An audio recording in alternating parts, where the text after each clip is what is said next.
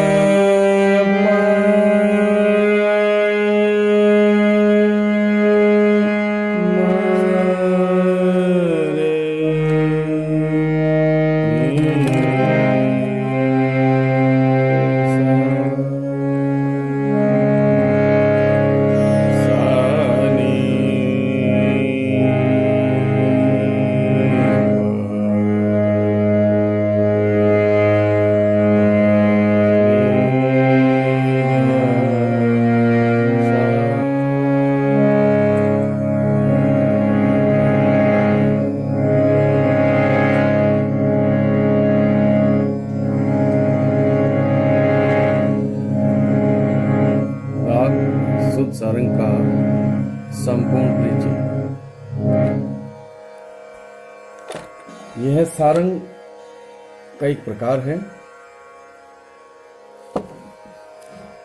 सबसे पहले राग का दोहा इस प्रकार से लिखेंगे। दोनों मध्यम राग, पहले लिखिए राग शुद्ध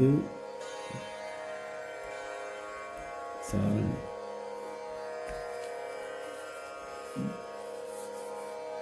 दोहा लिखिए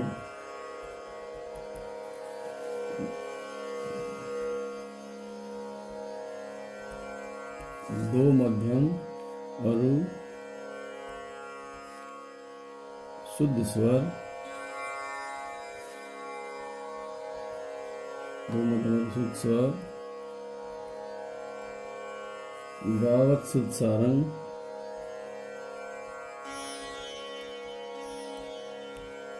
गावत शुद्ध सारंग, रेपा संवाद,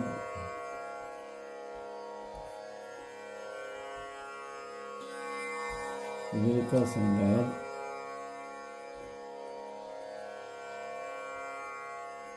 औडव साढ़व, औडव साढ़व, मध्याह्न काल, मध्याह्न काल आनंद। इस प्रकार से हम राग का दोहा लिखेंगे। इसका अर्थ ये हुआ कि इस राग में दोनों मध्यम का प्रयोग है। दोनों मध्यम कौन से? शुद्ध मध्यम भी और तीव्र मध्यम भी। और शेष जो स्वर हैं वो सभी शुद्ध प्रयुक्त किए जाते हैं।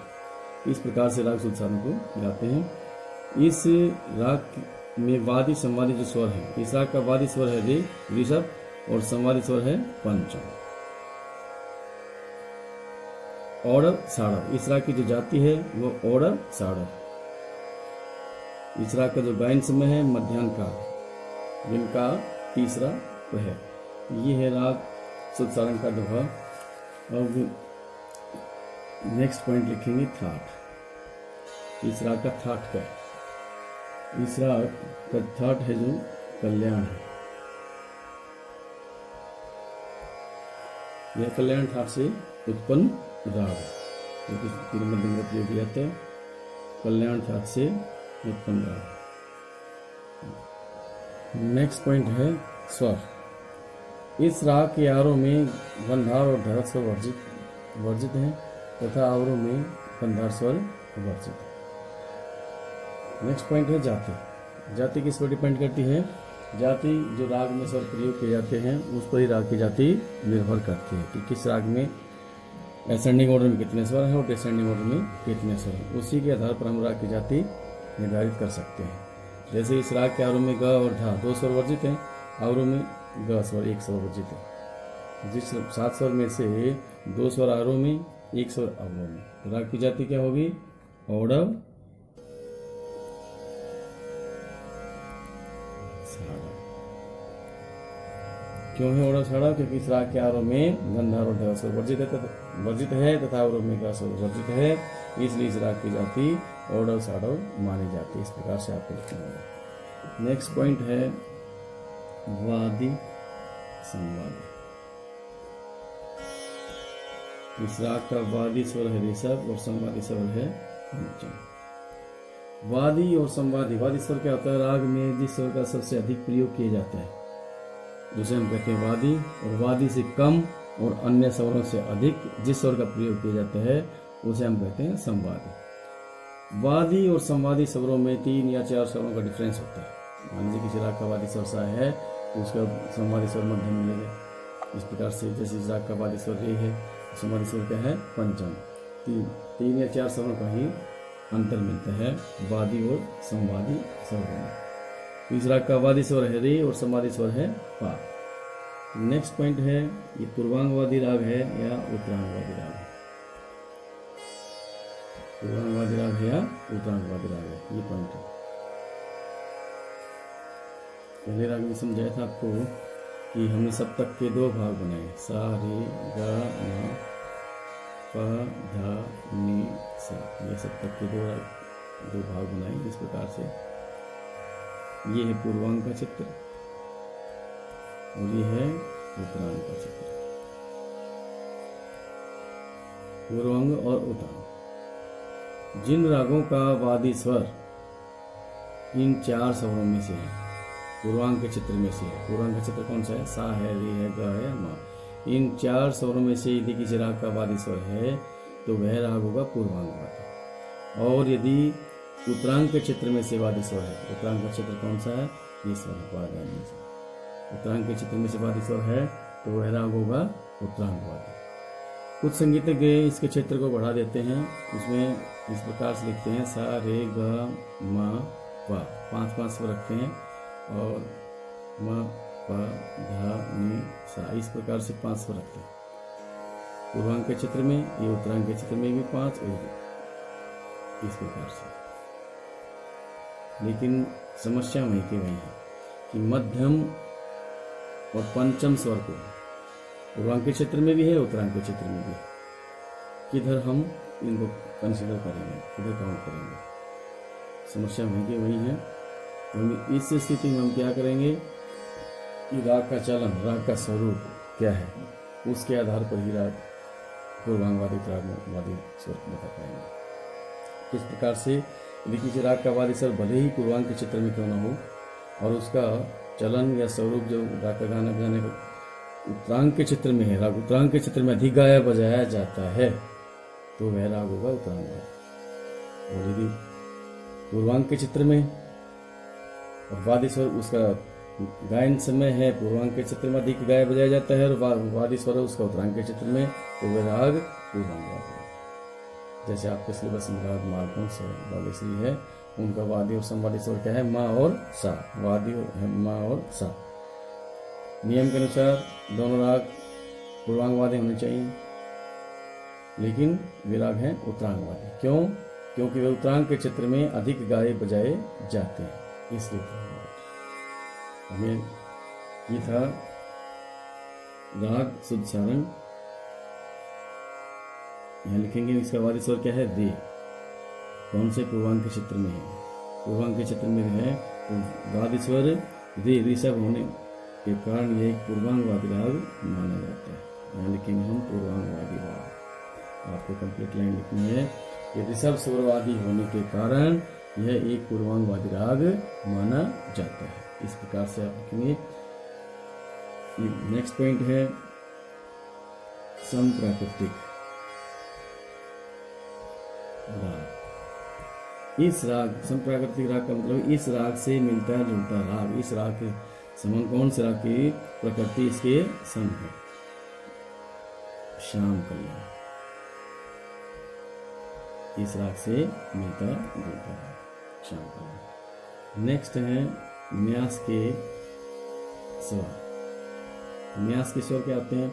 जिन स्वरों पर ठहराव किया जाता है उन्हें हम कहते हैं न्यास के स्वर। गाएंगे बजाएंगे, उन्हीं स्वरों पर बार बार आकर के हम ठहरते हैं, न्यास करते हैं, उन्हें हम कहते हैं न्यास के स्वर। जैसे इस राग में न्यास के स्वर हैं रे, प और नि। इन स्वरों पर बार बार ठहराव किया जाता है, गायन में और रंग में बार बार ठहराव किया जाता है, इसलिए न्यास के स्वर है, न्यास के स्वर। नेक्स्ट पॉइंट है न्यास के स्वर के बाद में गायन समय।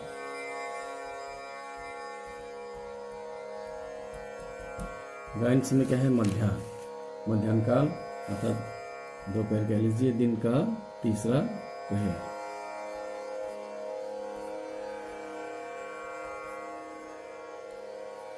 दिन का तीसरा पहर मध्याह्न काल कह लीजिए। ये है इस राग का गायन समय। नेक्स्ट है राग के आरोह अवरोह। वो हमने राग के विस्तार में गाए थे, कलाकृति की थी। और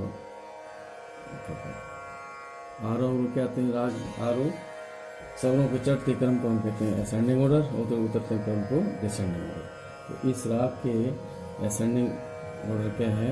नि, सा, रे, मा, पा, नि, सा। ये इस राग के असेंडिंग ऑर्डर हैं। और डिसेंडिंग ऑर्डर हैं इस राग के सा, नि ध पा म पा म रे नि सा। इस प्रकार से हम लिखेंगे डिसेंडिंग ऑर्डर। नेक्स्ट रा की पकड़। पकड़ क्या है? पकड़ में स्वरों का वह छोटा स्वर समूह जिससे राग को हम आइडेंटिफाई कर सकें, जिससे राग की हम पहचान कर सकें, उसे हम कहेंगे राग की पकड़। इसमें राग की पकड़ में रे म पा, रे म पा, इस प्रकार से हम कर सकते रे म पा और नि ध पा म रे नि सा। इस प्रकार से लिख सकते हैं।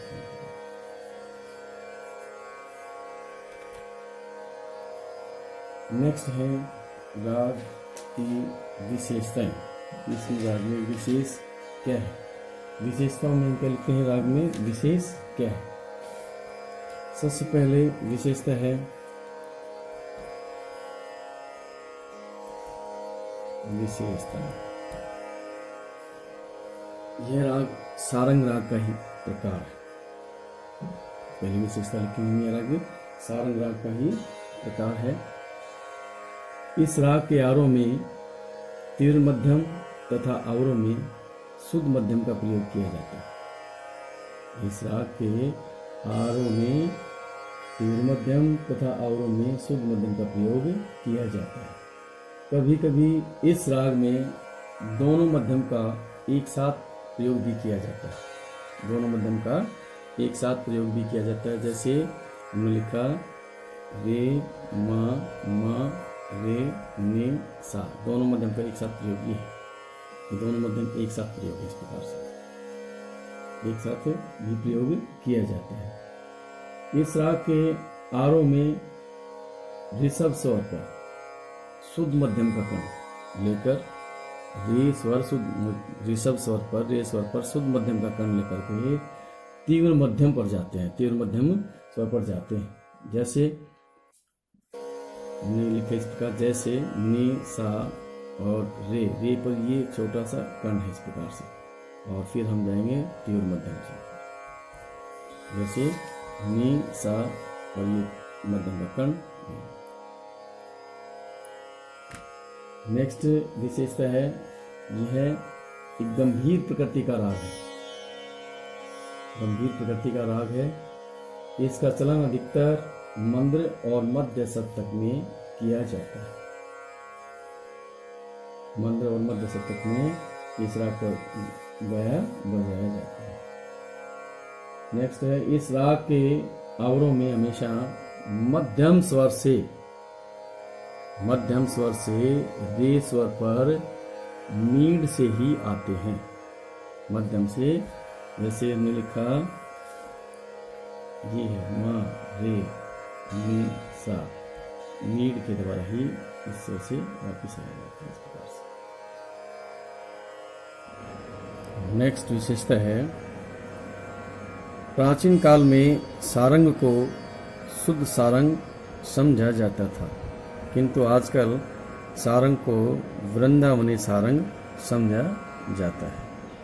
यह लास्ट इस प्रकार से ये थे राग शुद्ध सारंग। धन्यवाद।